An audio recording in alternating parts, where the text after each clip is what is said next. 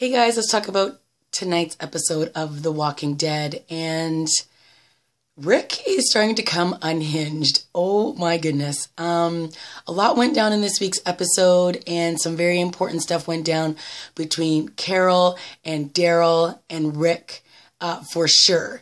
So we start off the episode with the three of them, and they're in cahoots with one another, as we saw at the end of last week's episode when Rick told the two of them that if everybody in this little town can't doesn't really work in our favor, then we're just going to take it. If they can't get on board with the plan, then we're just going to take it. So the three of them had a meeting, and they were discussing where all the ammo and all the guns and everything is being stored, and that is in the pantry, where Carol, who's being the nice little Miss Brady Bunch, Baker, and the woman who is basically invisible to everybody right now, she's been going and getting, baked goods and doing this because she's going to make cookies and all this kind of stuff. So, but of course, right beside the pantry is where they're keeping all the guns. And so she's telling Rick and Daryl that all she needs to do is unlatch the window so that she can get in there and then get whatever they need, because there's going to come a time when they're going to need these guns. And all three of them are on board, and they pretty much break up the meeting really quick because Rick points out that people are going to start to get suspicious if they notice the three of them are missing, or if they see them talking in a meeting like this, because right now no one's really looking. Everyone's just sort of thinking that everyone's trying to get along and nothing's going to be a problem. But of course, they're putting their plan together. And Rick points out that he wants to just keep it between the three of them, because obviously he knows Michonne will not be on board with this, and neither would Glenn. I truly believe that. So they disperse their meeting and they go about their day. And of course, Rick is playing up being a cop, and we see Michonne getting on her little copper's uniform, and she just, she looks like a fish out of water. It's not her style, but she's going along with the plan. And she has a meeting with Deanna and Rick and Maggie, and Deanna reveals that she wants to one day have a government. She wants to have a police force. So she's trying to make all these inroads right now and trying to get Rick and Michonne to start the police force and get Maggie somehow involved in government. And she sees that this is going to be the future of this town that they're all living in. So she once again sort of just asks them all, are you guys on board? And Maggie's like, yep. And Michonne's like, yep. And Rick is like, yep. We all know Rick is not on board. So yes, Rick and the group are really still trying to fit in. We started off this episode with Sasha actually waking up, looking at these photos of these picture frames with these people's photos in them, and obviously it was the family that lived there before, and she's kind of over it. So she takes them, she goes out of the walls, and she puts them up for target practice, and she starts shooting at the picture frames. And every time she takes a shot, she stops, she pauses, she listens, she looks around. She does it again. She does the same thing over and over again. And she's listening out for the walkers, and she's like waiting for them to come. And she doesn't hear anything. And then she just shoots them all like boom, boom, boom, boom, boom, boom, boom. And then she's standing there and she says, come and get me. And it's sort of like when Rick and Carl went out of beyond the wall in last week's episode, and they were sort of, once again, they don't want to get soft. They want to be, out there and going one-on-one, toe-to-toe with these walkers. And one of the things I thought very interesting was Sasha in this episode was the struggle that she's really having. And I think people don't think that this struggle is real, but hello guys, they've been out in this environment for 2 years, and you can't just put them into this Betty Crocker flowery environment and think that they're not going to have some serious PTSD. Okay, they've got mad PTSD. And I like that, when Sasha showed up to this welcoming party, she just was so uncomfortable. They all were really uncomfortable, to be honest. Abraham and Rosita show up, and Noah's there, and they're all just like, this isn't their scene, right? But they're trying to fit in. And Sasha, she shows up and she meets Spencer, who is, I guess, another one of Deanna's kids. And he's rambling on, and she's just like, whatever. And she just kind of walks off because she's just trying to keep up appearances. She wants to stand in a watchtower all night long. She doesn't want to deal with this because this to her is not real. And she even says it to Deanna. She says, this is not real. This is not the real world. Out there is the real world. And that is the truth. Like, as much as we all want this, or, you know, they want Alexandria to work out, it's a reality that I think is going to take a very long time to settle in, because they have come from so much violence. And when she was in the house and she was like listening to the conversations and they were just talking about nonsense, which is fine because people should just be able to talk about nonsense. But, you know, most of these people were only out there for maybe a month and not even that long. And so they just don't really know what the struggle is. Okay. They haven't seen their loved ones, or maybe they have, but maybe they forgot about it because it was so long ago that they've been, you know, eaten alive and just destroyed right in front of them. So, you know, I really liked watching Sasha's scenes in this week's episode. And, you know, at the end of it, she just, again, tells Deanna, like, look, I gotta go. And so she goes outside of the wall and she's just gonna continue to hunt, kill walkers, do what she's got to do, because that to her is her reality right now. And you just, you know, being in this place isn't going to change that for right now. And the other great storyline in this week's episode was Daryl. And let's face it, guys, we all love Daryl. Daryl is the heart of this show for sure. And his struggle is real as well. And he has not decided to, you know, follow the masses in Alexandria. He's still very much the reluctant soldier. He doesn't want to fit in. He just wants to do his own thing. And at the beginning of this episode, after he talks to Rick and Carol, he goes off and he's doing his own little hunting. And then he realizes that someone's following him, and it's Aaron. And they end up working alongside of each other in this week's episode. And Aaron, you know, tells him, they have an interesting conversation. And he's pretty much just telling him, you know, people don't trust me for different reasons. You know, he's gay, and, you know, people say things under their breath, but, you know, at the end of the day, they're good people, but, you know, they mean well, but they still fear me, and they fear you, and they don't know you. So they're going to continue to fear you. And so he's trying to get Daryl to, you know, work his way into the town and befriend some people and let them see who he really is. And I liked the journey that they went on in this episode, because they ended up seeing a horse, and they called him Buttons. And this, I guess, is a horse that, you know, they've seen, or Aaron and his people have seen a couple times, but it kept running away.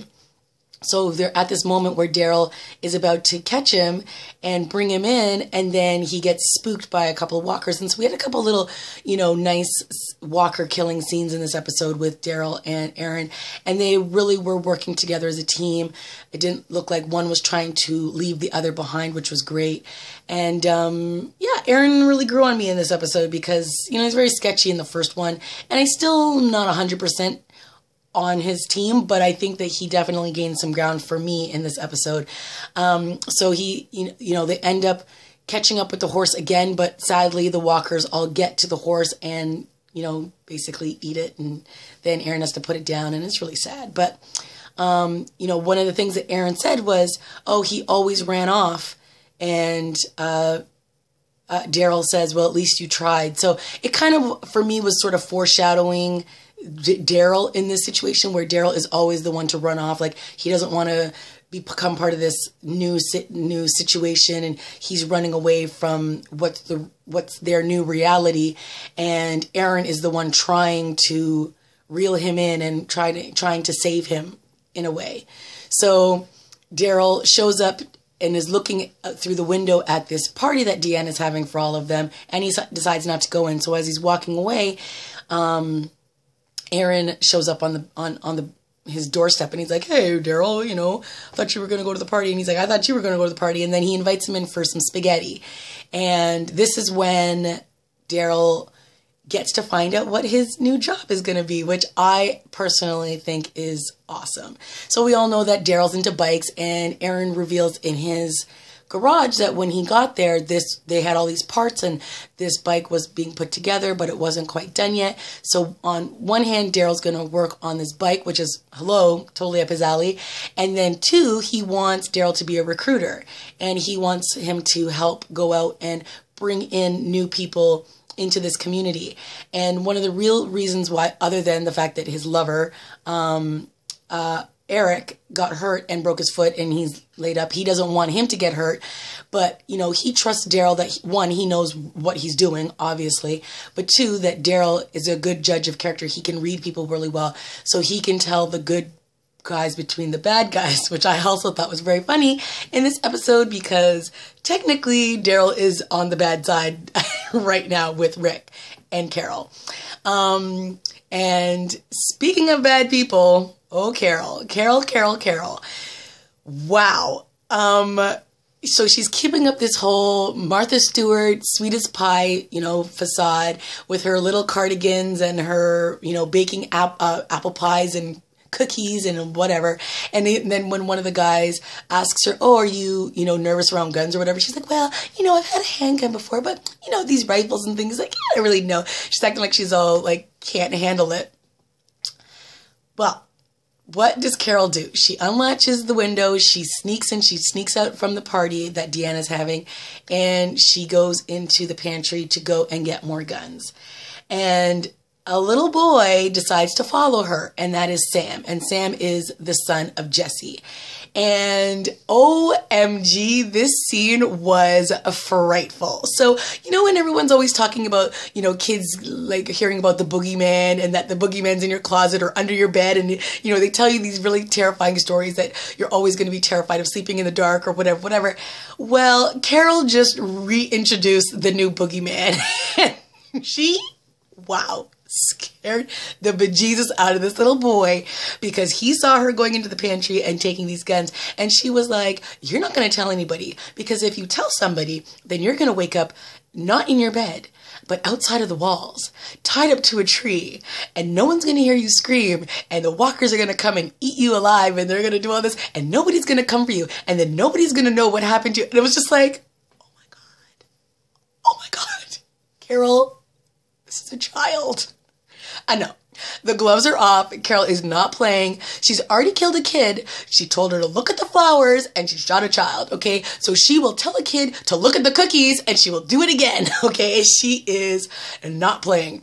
So she basically said, you can either tell your mother what you saw here, and that will happen to you, or you cannot tell your mother, and I will bake you lots and lots of cookies, and you will be just fine. And it was just like, oh my God. Wow. This is the new world we're living in, people, where Carol is not afraid to scare the bejesus out of a small child in order for her to get what she needs. Wow. Okay, so that was Carol on this episode. Unbelievable. So of course we had Rick, and Rick was doing his own thing. Okay, so guys, here's my thing.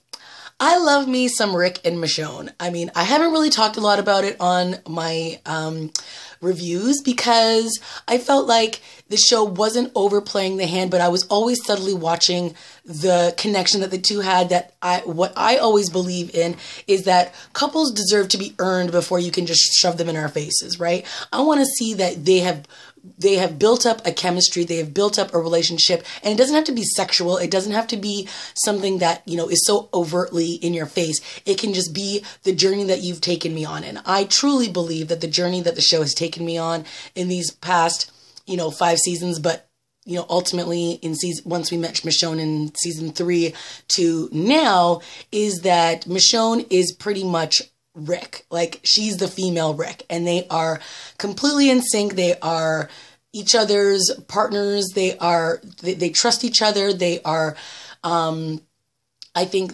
they are equals with one another. And for me personally, if the show eventually puts the two of them together, or I should say when they do, I will be very, very, very happy. But right now, what I'm seeing is the insertion of Jessie. And I'm not somebody who's going to lose my marbles over this, but I just felt it was really out of place. I mean, Rick just meets this girl.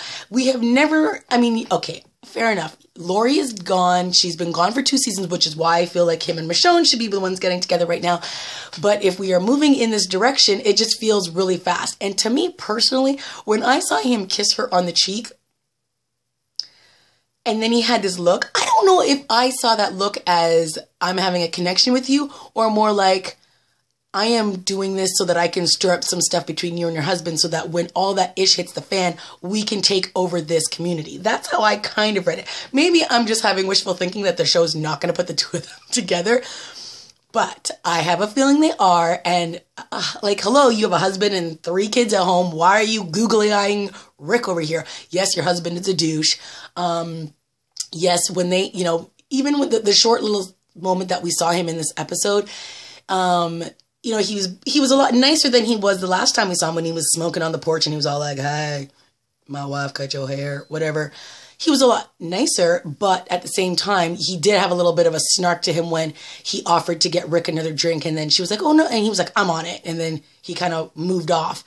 But then she's like talking to Rick like this close and flirty. I'm like, hello, your husband's in the next room. Can we have some tact? Like, whatever.